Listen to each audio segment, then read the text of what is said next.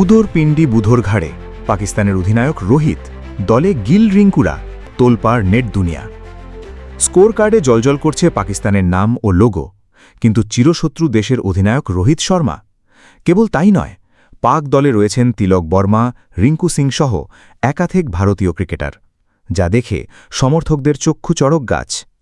ঘটনাটি ঘটে বাংলাদেশ পাকিস্তান প্রথম টেস্ট চলাকালীন, বাংলাদেশের প্রথম ইনিংসের ১০৫তম ওভারের সময়।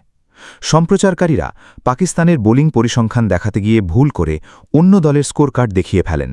সেখানে অধিনায়ক হিসেবে রয়েছে রোহিত শর্মার নাম। প্রথম একাদশে ছিলেন শুভমান গিল, তিলক বর্মা, শিবম দুবে, জিতেশ শর্মা, রিঙ্কু সিং, ওয়াশিংটন সুন্দর, রবি বিষ্ণোই, অর্শদীপ সিং ও মুকেশ কুমারের মতো ক্রিকেটাররা। মজার ব্যাপার হল, এদের মধ্যে কয়েকজন এখনও জাতীয় দলের হয়ে টেস্টই খেলেননি। এই ভুল মুহূর্তেই সোশ্যাল মিডিয়ায় ভাইরাল হয়ে যায়। নেটিজেনরাও নানান প্রতিক্রিয়া জানান।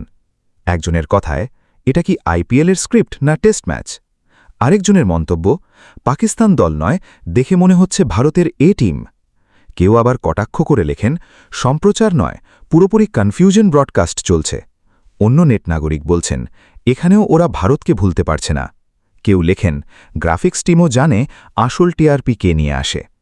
তবে অনেকেই একে সাধারণ প্রযুক্তিগত ভুল বলেই দেখছেন, যদিও সম্প্রচারকারীদের এই ধরনের গাফিলতি নিয়ে সমালোচনাও চলছে। উল্লেখ্য, মিরপুরের শেরে বাংলা স্টেডিয়ামে বাংলাদেশের প্রথম ইনিংস শেষ হয় ৪১৩ রানে। অধিনায়ক নাজমুল হোসেন শান্ত ১০১ রান করেন, মমিনুল হক ৯১ রানে আউট হন। পাকিস্তানের হয়ে মোহাম্মদ আব্বাসের শিকার ৫ উইকেট।